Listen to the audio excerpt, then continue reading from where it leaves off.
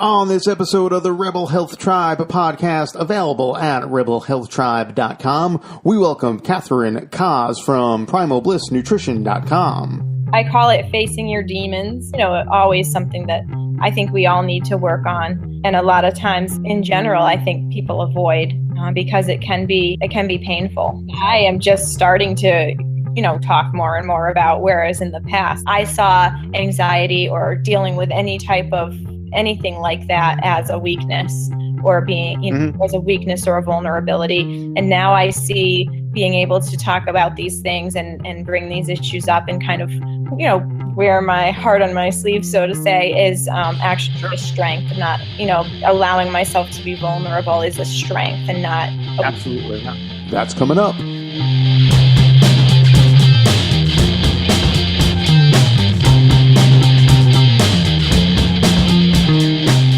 Welcome back to the Rebel Health Tribe podcast. I'm Joe Rignola without Michael Roseline today. Michael got kind of tied up. I don't mean that literally. He's probably not actually tied up right now, but who knows?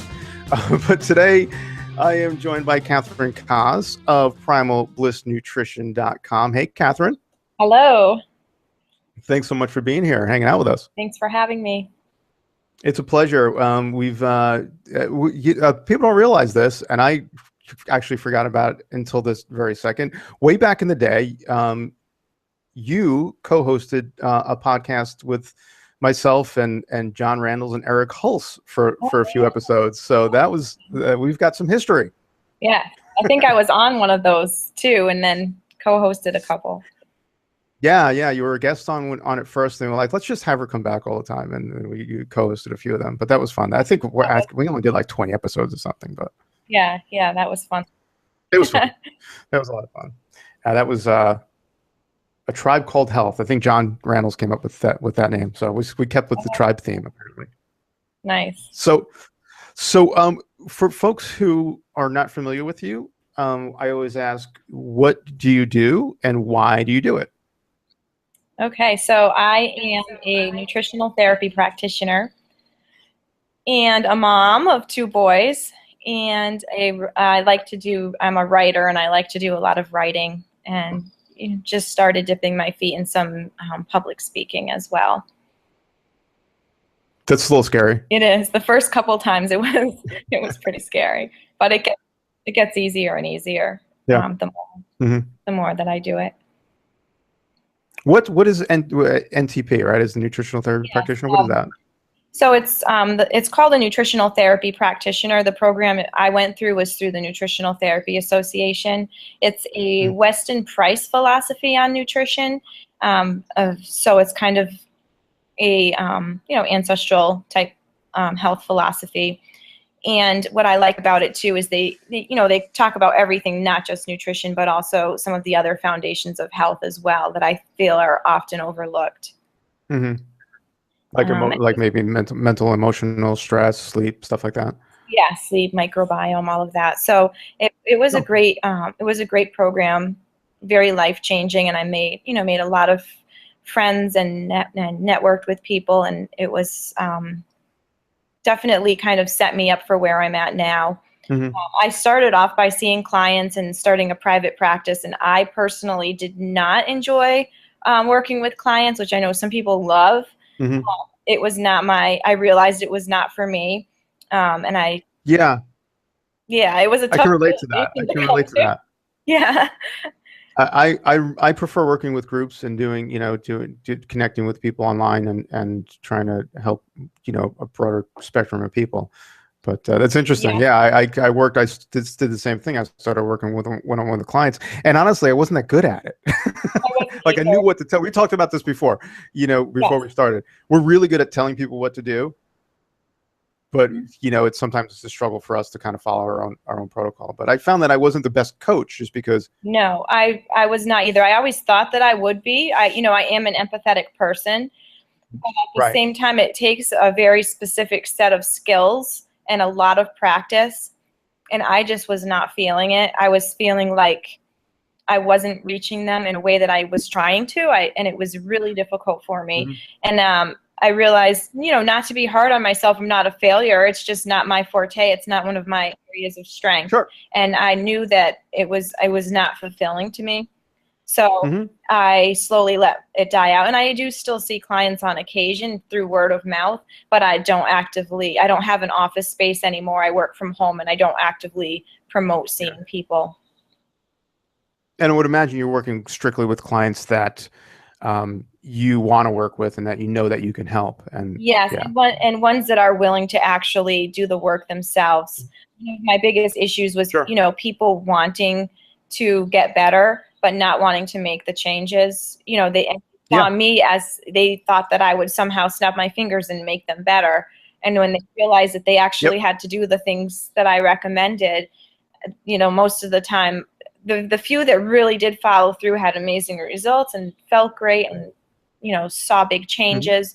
But then there was always, the vast majority who just realized they weren't really ready to make those changes. Right. And then I had a hard time with doing the baby steps and meeting them where they were at. And, I just wanted everyone to go gung ho and make these. Wow. Yeah, and it's the same thing for me. I put a lot of that pressure on myself doing that. I don't know if it's the same thing. It's like I almost felt like I let them down. But the fact of the matter is, a lot of times they just weren't even following up with me and letting me know what's going on, or setting another appointment. And part of me was like, well, if they don't want to set it, if they won't even contact me to set another appointment, they're probably just not ready. Yes. And I could say, I should follow up with them. And yep. No, I was in the same boat. And then I was feeling like, a lot of times that there was a lot of cancellations and a lot of rescheduling, and it just was not, I wasn't feeling it. So I do love writing, and I've always wanted to be a writer, and that seems to be one of my areas of strength that I've really been working on developing and making better. So that's kind of where I'm at now. Yeah. And then I know for me, it's like dealing with the website and writing and creating content on the website. I get to reach out to way more people than I could ever coaching, because you're coaching someone, you're helping one person at a time.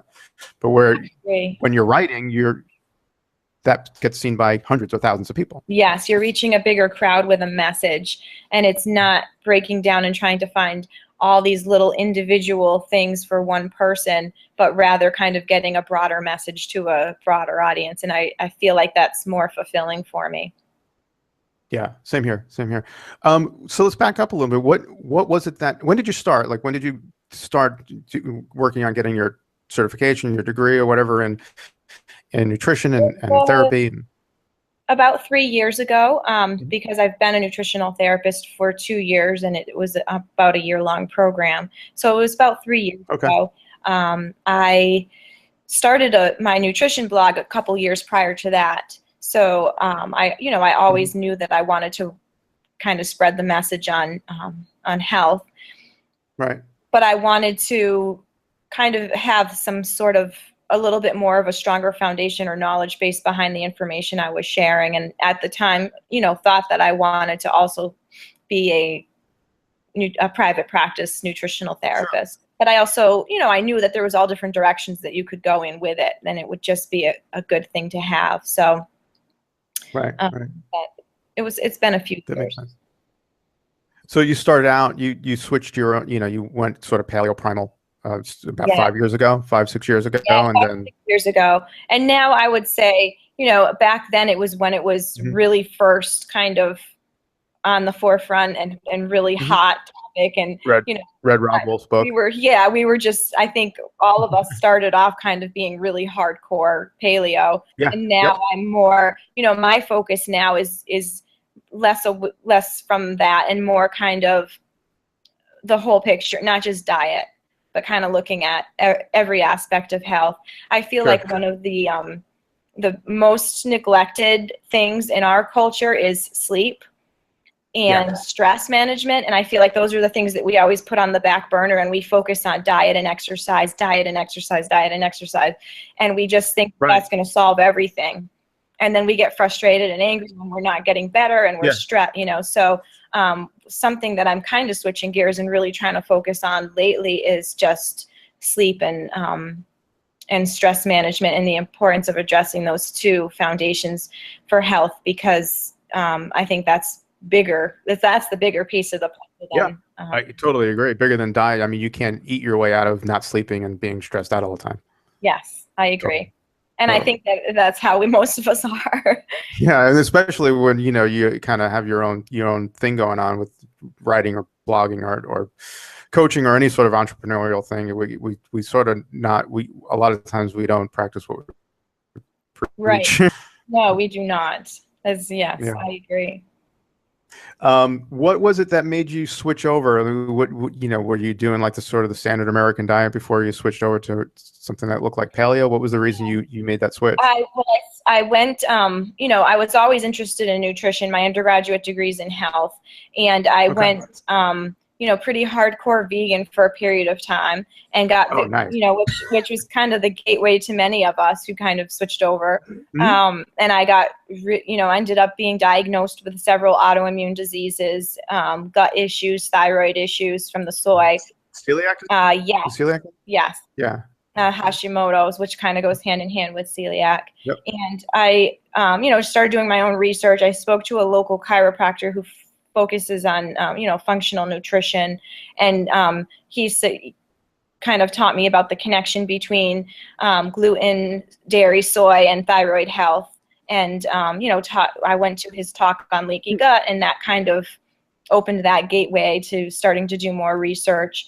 You know, my first actual introduction to ancestral nutrition was Mark Sisson's Primal Blueprint book, which and so I read that, and that was, you know, kind of what got me switching gears into that kind of realm. So first I just went gluten-free, and, you know, still was on that crazy blood sugar roller coaster of, you know, eating the processed gluten-free things. And then I kind of slowly, I'd say over the course of a year, converted over, was hardcore for a while, then realized that, you know, I do like to have occasional rice and alcoholic beverages. And, I'm definitely not, I do, now I just eat what I know my body can handle and try to avoid things that I know affect my digestion versus following some sort of strict template. Exactly. And I always tell people, eat what you love, and that doesn't and what doesn't hurt you. That's pretty much it, you know. And, you know, working from that paleo as sort of a template, but, you know, backing out of that, it's just like, well, you know, what do you enjoy, and does that thing hurt you? And if it does, then don't eat it. If it doesn't, then go for it.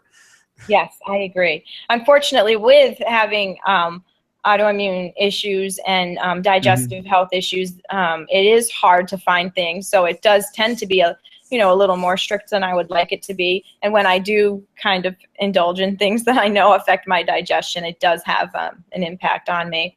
So, sometimes I do have to buckle down and kind of be strict for a period of time, but I try not to.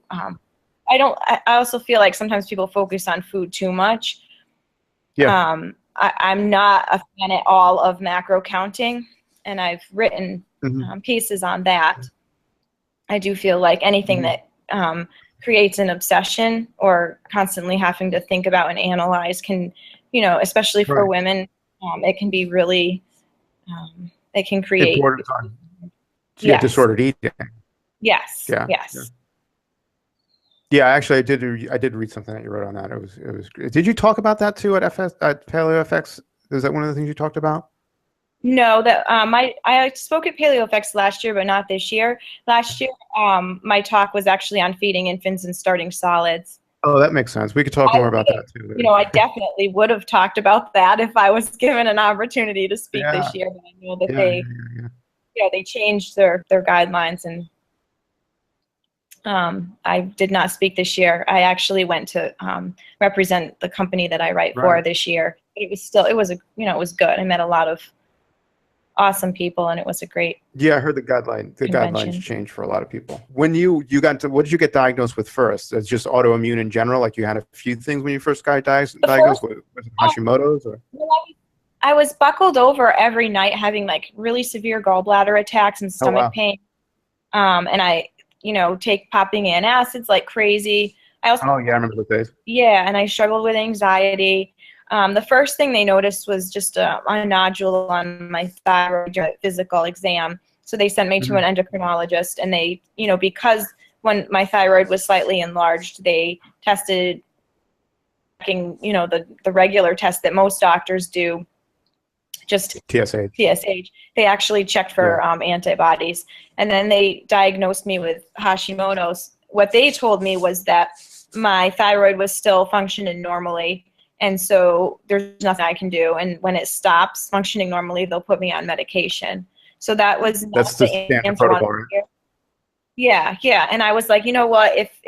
If my thyroid is getting destroyed, I want to find out what the heck is going on and why it's getting destroyed and how I can nip that in the bud versus just waiting for it to stop working and replace the hormones with a medication. It's insane when you think about it. It's absolute insanity that's the standard protocol for people. It is. It is. So, you know, and I do still have to take medication for my thyroid.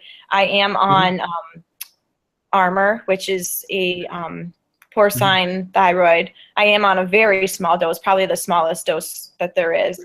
And my TSH is suppressed enough to where I'm doing okay. Right. And I do that I probably could go off of it, but I have gone off of it a couple times, and my weight did slowly kind of go up a little bit, and my TSH kind of went up a little bit, and this was on a pretty strict autoimmune diet protocol, and I also really struggled trying to follow a strict autoimmune protocol. It was being a busy mom, a single mom, and a busy mom, and just trying to find foods to feed my children and then make these special meals for myself. It was, it was a lot. So I am, I think it's true for more people than not. Depending on how much damage is done to the thyroid, and more people than not end up having to be on some form of thyroid, right? Yes, I agree. And I think the thyroid is so complex, it's tied to so many other body systems, and, getting your adrenal health under control and pituitary and sleep and just all these other areas that need to be addressed. And everyone's thyroid is affected differently, and just trying to really dig and get all those answers and get to the bottom of it can be a real daunting task. And everyone has different advice on how to treat the thyroid. Yeah. For me, it was getting to be to the point where I'm trying to move away from, I want to be somewhere in the middle, move away from obsessing too much and trying to rip everything apart and taking a million supplements and just trying to fix everything. But I also don't want to go the opposite direction and just give up and just take medications. So I'm kind of in the middle somewhere, and I do, I am on a low dose, but I'm also avoiding foods like I know directly affect my thyroid. And anytime I feel like a food is affecting me, I do remove it from my diet. Or if I'm having stomach issues, I do try to figure out what's going on and get to the bottom of it. But I also don't want to spend, my days obsessing and picking apart. Yes. So it's kind of just finding that middle ground. And I do think I do feel like now I do feel like a little bit more respect for some Western medicine, whereas before I was kind of so adamantly opposed to it, and you have to, everything can be fixed and this and that. I'm trying to be a little bit more open now, and somewhere kind of in the middle. Yeah, I'm so happy that you mentioned that, and I appreciate that, because I think a lot of people look, there are certain sites out there, and I won't mention names, but it's like you can get off your thyroid medication and you can completely heal your thyroid, and it's like that may not be true for most people. That may not be true for the majority of people. I agree. And I think it's important that people understand that it's okay if you still need to take some thyroid medication. It's really okay if there's enough tissue damage that's necessary, and it's fine. I agree with you. I think there's guilt, there's guilt, like people feel guilty of that they still have to take some allopathic medicine. Yes, no, I totally agree with you on that. And I worked with a lot of clients on their thyroid issues and was able to help some, but then there's some that, very similar situation to my own, where it was really, really a struggle to be on a strict autoimmune protocol. And then even being on it for a period of time, oftentimes it can take months and months for the thyroid to begin to kind of heal and get better. And you're, at the same time, you want to make sure that you're addressing all these other components. your adrenal health and sleep and all the, and a lot of times people will focus on one component or two components, but there's like 5 or 10. So, Sure. and then it gets to the point where you have to reevaluate, is this becoming an obsession where it's like constantly trying to be perfect in every single area. So, and that anxiety and the anxiety behind that obsession becomes more damaging than the food itself. I agree. Yeah. I agree. Yeah. So, we talked about, you mentioned leaky gut before, and, I don't think people realize it's not just food that can cause leaky gut. It could be that anxiety, it could be that stress, it could be an underlying infection or something. There's so many things that can cause that if you're just trying to treat it with food, you're going to miss the mark, I think. I think stress too. I have IBS flare-ups. I could be having the most perfect diet, but if I am under any amount of stress, I will get a irritable bowel flare-up. And, I'm just in the process of buying a house and went through a few major life stressors. So my digestion had gone, it had suffered for a while. And still eating, meat and vegetables and healthy fats and, a very decent diet and still having this like major flare-up. So it shows that, it's not just diet. Yeah, I get the exact same thing. That's exactly where my stress goes. My stress goes right to my gut, and I get those IBS flare-ups too. I mean, just, when we were getting ready to have the baby, last, just about a month ago, I felt like I was the one giving birth.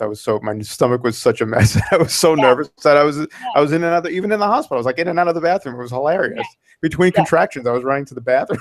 I know. No, that's exactly how I am. And any amount of stress, and it just instantly, I have a flare up. Yep. So it's crazy. It is crazy. And then I start to think, well, what am I doing differently? What food, what foods, my head wants to go right to diet. But then I realize, no, it's not. I have to even remind myself, it's not just my diet. There's so many other things that come into play here. You literally get a nervous stomach. Yes. Yeah. That's what it is for me. That's really fascinating. So, and then it brings up this whole gut brain connection, and the concept of the leaky brain, and everything kind of being connected, and not just it's not just digestion, it's not just our stomach, but it's like the whole body kind of being connected. Yeah, totally. And people realize that it's all connected. Really, like your brain is connected to your stomach and everything else. Really, that's fascinating. It really is. It's crazy how that works. So I want to back up a little. Where did you grow up? I grew up in Western Massachusetts, so East Hampton, which is right next to Northampton, north of Springfield. Was there an emphasis on health or anything when you were growing up, or was it the standard American Cocoa Puffs, Twinkies? So I mean, my mom did cook dinner every night, but it was a lot of pasta. And we had big spaghetti dinners with Italian bread, and it was good that she cooked every night. But it was, we still had all the processed things too. And, my mom thought we had our big glass of milk with dinner every night. So all things that at the time were considered, healthier. She didn't buy us soda. So, I actually remember the time, the time period where my mom finally said, okay, no more soda in the house. And it was like the most tragic thing ever. It was good. It was a step in the right direction, but the same thing, it was a lot of pasta, a lot of noodles and stuff like that. I used to love the ramen noodles. And I would drain them and melt American cheese on it with the package of seasoning. Wow. And that was like this creamy noodle goodness. It sounds incredible. It's like MSG overload. I know, MSG. That's great. That's great. So and then we would have like what we called junk food night. And for dinner, we would each pick out we lived on this street that there was a corner store that you could walk right down to. And we would each pick out our own giant bag of chips. And that was dinner? And that was dinner. And we'd call it junk food night. So it would be like one of us would get Doritos, one of us would get Fritos. one of us would get like something ranch, and we would just sit there and eat like the whole bag of chips, and that was our dinner. And we'd be like, we'd call it junk food night. And she'd let us. And this was sanctioned by your parents? Yeah, not all the time. It was a rare thing, but yeah. Now that was okay. About it, I'm like, I cannot imagine letting my kids eat an entire giant bag of chips for dinner. No, not in any scenario whatsoever. I always had health issues without even realizing I did. In my 20s, I struggled with severe anxiety. And, just thought that I was an anxious person. I would tell everyone, I'm just an anxious person. Now I realize I am a very laid back person. Right. I'm not anxious. That's interesting. By normal, I'm, but when when I'm under stress, or when I'm, when I'm having issues with my health, then it does my anxiety does tend to pop up, and I do tend to struggle more. But I just was on anxiety medications and same here. Birth control. What were you taking? Things that were probably, in my 20s, it was the worst. I was like, and I would eat fat-free a lot. I was so afraid of fat in my 20s, and I was this skinny little thing, and I would eat these, those fat-free Lauren Haddoon sugar cookies. Oh, I was going to say the snack balls. Remember the snack balls in the green box? The green. I killed those. I killed those too. I worked as a dietary aide in a nursing home. Served those as one of the snacks for the healthy snacks. The healthy snacks, and I would just do serious damage with those. And I was like, they're fat free, so I'm eating healthy. Fat-free and healthy, exactly. I used to remember that there was the chocolate covered devil's food ones. Yes. Oh my gosh. So what I would do is I'd have a nice, huge, tremendous cup of coffee. I would take one bite of that, and then I'd dip the cookie in the coffee, and then the coffee would kind of fill up the inside of the cookie. Yeah. And I would go through an entire box in a night. Oh yeah. But it was healthy. It's healthy because it's fat free. Yeah, that was pretty much my 20s, and I was, in the worst shape, probably 20s through early 30s. It wasn't until my mid 30s that I actually kind of got my act together. Yeah, I was like early 30s, early to sort of late 30s for me. That I was like, okay, enough's enough. What medication were you on for anxiety? Oh goodness, I don't remember. But there was a couple that I tried, and were on pretty long term, and I'm sure definitely had some impact on my gut health. Sure. Yeah. I remember taking Paxil and Nexium. That was my because Nexium for the acid reflux, which was really caused by the anxiety and the stress, and then the Paxil for the depression and the anxiety. Yeah, so that was my cocktail. Yeah, I was on a cocktail too. I can't even. And I remember seeing a psychiatrist and just changing medications and changing doses, and thinking that I had some sort of chronic anxiety condition that just was part of my life and part of who I was. And it was like something that I caught or had versus, I just didn't have the mentality I have now of, what's going on at the core level and what can I fix. Do you, thinking back about your childhood growing up with, junk food night, do you recall having health issues back then, but just not realizing it, other than anxiety? Yes. And I also feel like there were, some childhood traumas as well. I didn't have an easy childhood by any means. And so, I had a lot of issues that played into that as well. But I do remember in 5th grade having severe insomnia, waking up, like not being able to fall asleep. And I also had a little bit of OCD where I would get up and pee probably at least 20 to 30 times before falling asleep. Wow. It was just this, I had to just get up and pee again. I had to just get up and pee again. And then I went through a phase of obsessive hand washing as well, where my hands always felt dirty and I felt like I needed to wash them. So both pretty stress-induced, but also I feel I'm sure my gut health played a big role in it as well, because I did notice that when I once I was able to kind of manage my stress, that without medications, that those types of obsessive compulsive things kind of went away on their own. How long were you dealing with those things before you started to manage them? Oh my goodness. Well, I mean, the getting up to pee and the and not being able to sleep started probably, I'd say, when I started hitting puberty, and probably went through most of my 20s. Oh, wow. Without even me realizing it, because it was part of who I was and I didn't know that it was abnormal. Did anyone else call that out, or like did your parents notice it, and were they concerned? We could get into that. It's a whole lot. No, my parents were not. It was a difficult childhood, so no, they were not noticing of those types of things. So it was all just kind of things that I thought were normal. And potentially caused by that childhood trauma. And there was definitely a lot of childhood trauma and abandonment issues and all of that. Boy, this is getting deep. Yeah, it does that. We don't have to, but it's we could start talking about gluten-free food again. Oh man! But I mean, I do want to ask,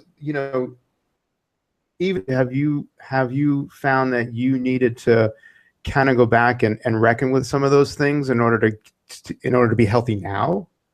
Yes. Oh, definitely. And I'm still a work in progress. I still, I've had relationship issues and abandonment issues in my relationships that I've had to work through and still working through.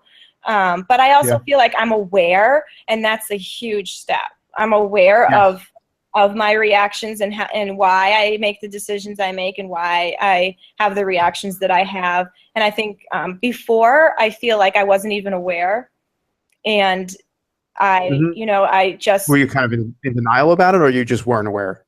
I think I just wasn't aware. I think that I just accepted a lot of things as that's just who I am. And I accepted a lot of things as normal because I didn't really know any different. Especially just getting back to some of the anxiety type things. Yeah. Do you have a relationship with your parents now? I'm working on it. Definitely not like I should. Well, I mean, what do you mean by should? Like should? Like, I hate that word should. But I know. Do you feel like you need it for any particular reason, or is it something that you? I've definitely put up a wall and a lot of space. And I feel like my sisters are definitely a lot better about calling my mom and kind of making those, keeping that relationship going. Whereas I definitely have to kind of force myself on occasion, but it's not, I've never been super close to her, and there's a lot that I would have to work through if I wanted to get to a place where I wanted to have sort of a deeper relationship with her. Yeah. Is it something that you feel like you really want, or is it something that you could live without, or maybe you're better off without? I feel like right now, it sounds terrible, but I feel like I'm better off without. Yeah. I know that sounds like it doesn't sound awful at all. It sounds like you're putting yourself first, which you should, and that's okay. Yeah. I think that's perfectly fine. Yeah. At times I do feel, I should reach out, I should try, but at the same time I do. I also have that, that little hurt child inside myself that's saying you need space, you need to stay away. So things that I guess I just have to try to work through. Sure. Yeah, I don't think there's any rush to do it, or I don't know, maybe just you'll know whether the time is right or not. I'm no therapist, but it's funny though, just when I was working one-on-one with people, there are many times when I was working with someone, and no matter what we did, again, focusing mostly on food and exercise, but sleep, stress management, things too. I always tried to focus on all of that. But no matter what we did, the person couldn't get healthy, they couldn't lose weight, whatever it was, and a lot of times it turned out that there was something from their childhood that they never dealt with. Yeah. And it wasn't like I wasn't qualified to help them work through that, and I would refer them to someone who could. And lo and behold, as they dealt with that, the healthier they got, the more weight they lost, the better everything else got. I call it facing your demons, but yeah, Yeah. and it's something, it's, always something that I think we all need to work on. Mhm. Um, and a lot of times in general, I think people avoid, because it can be painful. It also makes you, it makes you, when you do work one-on-one with someone, it makes you more empathetic. It makes you, it gives you a deeper level of understanding that most coaches probably wouldn't have. Absolutely. Yeah. Yeah. But I think, I think it's also probably true that more people than not have dealt with some stuff like that too. So, and no, I mean, you Yeah. don't admit it. Yes. I think for men, I think for men, that's particularly true. I think for men, like, we're always supposed to be macho and not admit that we have, Not admit. some shit in our back. And I am just starting to, talk more and more about, whereas in the past I would, just not even, I wouldn't bring it. I saw anxiety or dealing with any type of anything like that as a weakness, or being, as a weakness or a vulnerability. And now I see being able to talk about these things and bring these issues up and kind of, wear my heart on my sleeve, so to say, is actually a strength. Not, allowing myself to be vulnerable is a strength and not a Absolutely, yeah. Yeah, well, of course it is. It absolutely is. It takes a lot of nerve, a lot of guts to put yourself out there, and even just talk about the things that you talked about here today. It takes a lot. Definitely. Yeah. I'm thinking about what you were saying before about striking a balance and being sort of in that middle ground where it's like you're not too obsessed about food and not, not off the deep end on the other end. And that now makes perfect sense, because of course you wouldn't want to be too obsessed with food, because that may be part of the problem. Yes, definitely. Yep. That's interesting. Yeah. Yeah. Wow. Mm-hmm. We covered a lot of stuff today. We got a little deep. Woo. No, it's good. It was great. I hope that was okay for you. Yeah. I mean, Yeah. No, it was good. Yeah, no, I can appreciate it and certainly relate to a lot of the stuff too. So, yeah. What are you working on now? I know you said you love to write. What do you love to write? Like, if you could write anything, what would it be? I love to, well, right now, the primary things that I am writing about are kind of health and nutrition related. I would love to start writing more about my spiritual journey. Okay. I'd love to start writing more about some of the things that we talked about, dealing with trauma, dealing with stress, allowing yourself to be vulnerable, those kinds of things. I did write a piece on my blog a while back just on, turning 40 and, some of the things that I struggled with over the last couple of years before turning 40 and all the big changes I made in my life. So then I, again, exposed myself and put things out there that were, had me vulnerable, but then received so much positive feedback, especially from women my age and women who have been through what I've been through. So, I would love to start writing more about those types of things as well. Yeah. I also love to do science-y pieces. I love to read, research, and thread it together and put, science-y pieces together as well. I find that challenging and kind of like a puzzle and fun to do. Yeah, I kind of enjoy that stuff too. I like writing nonfiction. Okay. I mean fiction stuff too. Yeah. When did you first realize how much you love to write? I think it's the way that I coped with a lot growing up was through creative writing and journaling and that kind of thing. Storytelling. I would create these long, dramatic stories in my head that could be like these amazing movies. And I knew that I've always kind of had that creative spark. So I think it's great that that I found kind of a passion in that. And I would love to, throughout the next several years, expand upon that, hopefully publish someday. And sure. Have you written anything have you written stories or more fiction stuff? I have not, but I would love to play around with that. I think that would be fun. Yeah, you should. I should carve out. Talk about therapy. I know. Look, it's meditative to get lost in that and let the story come through you. For me, it's like that's one of the greatest things I can That's imagine. great. Have you published? I haven't published, other than the gluten-free book, and the same thing. It's Yeah, like you kind of I did get the trapped. ebook. Right, exactly. You did the ebook, and you did the code, the Joshua's lunchbox too. Yeah. But for me, you kind of get stuck in this trap where you feel like I love to write, but I better write about something that someone's going to be interested or someone's going to buy, and it's like you realize that you're probably not going to make a living at it, so you might as well just do what you love when it comes to being creative, right? And I'm same way. I want to get back. I really want to get back into doing more creative things. I've written 2 screenplays. Oh, wow. Yeah, it's hard to find time, but you have to find time. I've written 2 full-length screenplays. I've written a pilot for a TV show, which we actually shot. Oh, wow. And yeah, it was crazy. But that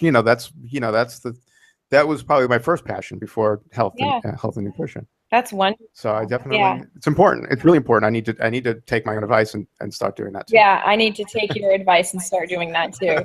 That's a good thing. Let's make a pact here for everyone to hear. Yeah, I mean, really, all you need is, even if you just carve out like an hour in the morning and don't allow yourself to get distracted.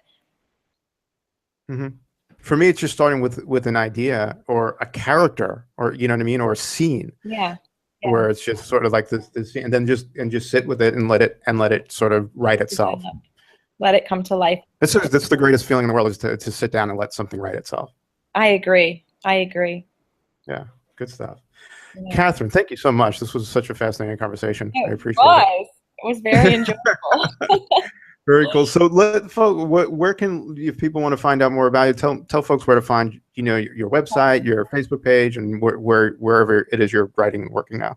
Okay, so I had been blogging over at primalblissnutrition.com for several years. I did just recently take a break from it, but my blog is still up there if people want to check out some of my older pieces. And then I do have a Facebook page, which is Primal Bliss Nutrition, and that I still actively share content that I find interesting. I don't make myself do it every single day, but if I find something that I want to share, then I'll share it on there. Awesome. And then I do, for my work, I'm a contract writer for this company, Enviromedica. They sell ancient minerals, topical magnesium, and Prescript Assist probiotics, and these magnetic bentonite clay baths. So I do have some pieces on their blog as well, which is awesome. Ancientminerals.com. Cool. Awesome. So when is your book coming out? You must have an idea. I know you have an idea for a story. I do have a bunch of different ideas. Now you've got me really excited because I'm going to start writing. Good. Excellent. Me too. So I'm going to hold you accountable, and you can hold me accountable. Definitely. And I also definitely want to work on just some personal development pieces that I feel like people will be able to relate to. Yeah, we will. If you write it, we'll share it around. And if you want to write, 1 or 2 as a guest blog on our site, we'd be more than happy to share that around and get it out there, because you are a great writer. And thank you. Thank you. You are as well. Oh, thanks. Also, now that we're all warm and fuzzy, and yes. Thank you, Kathryn. All right. Thank you. Talk to you soon. Okay. Bye. Bye-bye.